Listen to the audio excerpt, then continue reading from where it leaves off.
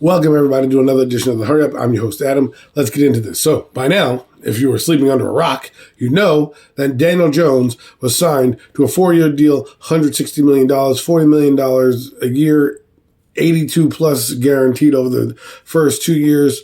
It's a good deal. I mean, good deal for the Giants. Good deal for Daniel as well. I wouldn't have paid him $40 million a year. I think that was a little bit of an overreach. I think John Mara had a lot to do with that and helping that along. But it is technically a 2-year deal, with most of the guaranteed money coming this year and next year. So, it really puts a lot of pressure on Daniel to deliver, and he better deliver. There will be no excuses for this kid anymore. None. I don't want to hear a thing. I don't want to hear this. He didn't have this. He didn't have that. None. He can't throw for 3,200 yards and 15 touchdowns and expect to be paid $40 million a year. Not going to happen. I don't care what anybody says. Well, what if he wins? Not going to happen. They're going to get rid of him. Doesn't matter if they win. Look around the NFL. It's not me talking. It's the NFL. He's got a bullseye on his back now. I know that there's a lot of backlash for him getting paid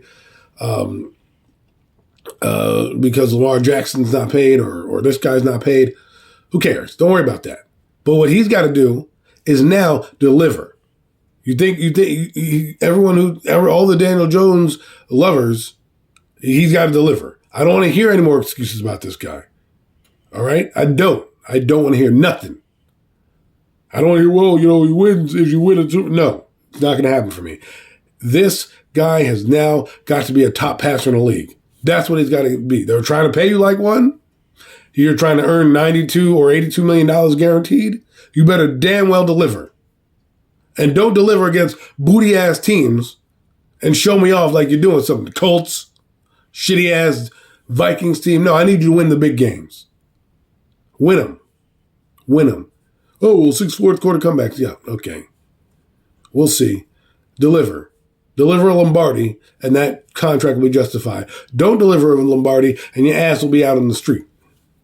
This is the NFL. Now the bar has been raised. That means everybody that loved Daniel, you got to raise the bar too. Don't settle for mediocrity. You fought tooth and nail against everybody who was against this guy to be signed long-term or be the quarterback of the future. Every Daniel Jones lover fought for this guy to get paid. Now that he's paid, you got to raise the bar. You can't just settle for 15 touchdowns. And you can tell me 22 touchdowns, that still ain't going to cut it. When a lot of the league is throwing for that many touchdowns. So, Daniel, congratulations on getting the bag. Good job at navigating the Giants and them rewarding you, I guess. I was a little surprised by Joe Schoen doing this. I probably would have franchised him and let the market dictate and say, hey, listen, let's see what you got. But they decided they want to go with it. Like I said, it's structured in 4 years, but it's more like a 2-year deal. So he better perform in the next 2 years. The schedule gets harder. The bullseye on your back is bigger now, and let's hope that you can do a lot because you obviously believe the Giants are going to get some type of receiver in here. I don't know if it's going to be a draft pick. I don't know if it's going to be a free agent, but somebody is going to be in here. Not to mention the guys you already have.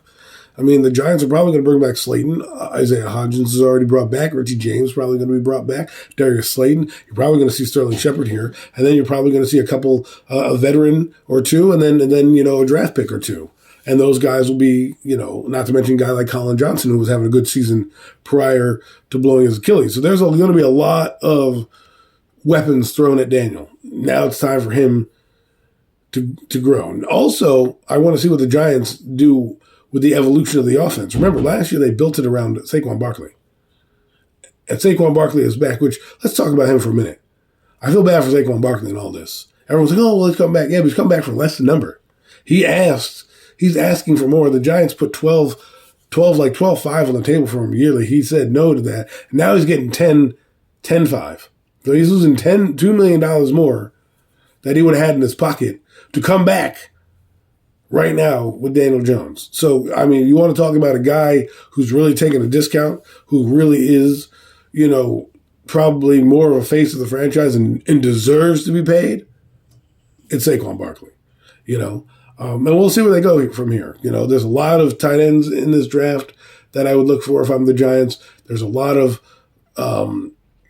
they can do linemen in this draft. If I'm the Giants, I'm probably looking to stockpile on tight end, looking to stockpile a couple receivers, but receivers not as deep. Got to do your homework on those because it's not as deep as it normally is. Normally, it's every year the receivers coming out deep. You can get them anywhere. Not saying you can't in this draft, but we'll see.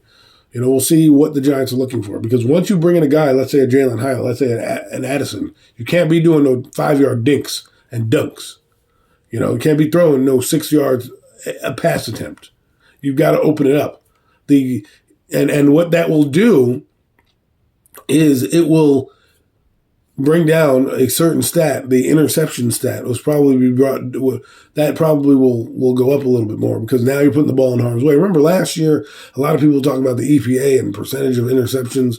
Well, that works when you're throwing dink and dunk passes and open balls, right? Like, if you watch the Giants offense, it's not like they went downfield a ton. So it's not a chance to get those 50-50 balls. Once people figured out the Giants offense down the stretch, there's a little bit more opportunity. So when you bring in a guy like a Hyatt or an Addison or a Johnson kid from TCU, you're going to have to open it up because there's no point in having that guy there if you're going to run the same offense. So I'd love to see the evolution of that, see what they do, see how they're going to elevate Daniel because right now, again, if you paid him this money, you think he's that guy, well, he got to go out and show it now. You go out and be a top 5 passer. Go out and be that guy. I know a lot of fans are going to give me flack on this, and they're going to say, well, you're not seeing the point here, Adam. You didn't win with an average quarterback. Well, look at Tennessee, look at Jimmy G over in San Francisco, and look at Kyler Murray and all those guys. Those guys, and even the Cowboys, right? Those guys have quarterbacks who have done more in the league, but people still hate them, respectively, especially Ryan Tannehill, right? And that guy has thrown 4,000 yards at least twice in his career with Miami when he had less talent. This year, the last couple of years, he had talent and he was a passenger, just like Daniel can be when you're riding Derrick Henry to the playoffs. But when the push came to shove, he didn't deliver in the big moments. So let's see if we have a guy that's going to deliver in big spots or if he's going to be a passenger. You don't want him to be a passenger. We don't want him sitting here in 2 years. And I wouldn't be surprised, and I'll be honest with you, I'll be dead ass honest with you. I think the Giants are looking at the 2024 quarterback class and possibly 2025. But 2024 has got a lot of guys that are probably going to be littered throughout the draft that you can develop behind Daniel while you're waiting if this guy is not performing to the level that you think he is. So keep that in mind. I mean, I trust Joe Schoen and what he's doing.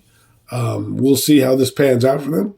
And let's hope. And again, like I said, my expectations were always high. Now they're even higher. Like, I like to put numbers on things. A lot of people think that that's irrelevant. No, numbers don't always tell the truth, but it does get you respect around the league. We may not like Kirk Cousins, but he throws 4,000 yards every season. You can tell me how many guys he has. That's great, but you still have to execute the plays. You still have to be that guy. You still have to make those throws. You still are ending up getting those incentive numbers. There's $35 million on the table for Daniel Jones to reach incentives. Now, I don't know what those are. I'm sure they'll leak out here and there, but, it's probably pay 17 games, do this, do that, reach this touchdown plateau. If those incentives if those stats didn't mean anything, they wouldn't put those incentives in. So guys want to do it. You want to be the best at your position, right? But Michael Jordan didn't go out and say, well, I want to just be average. You want to be great.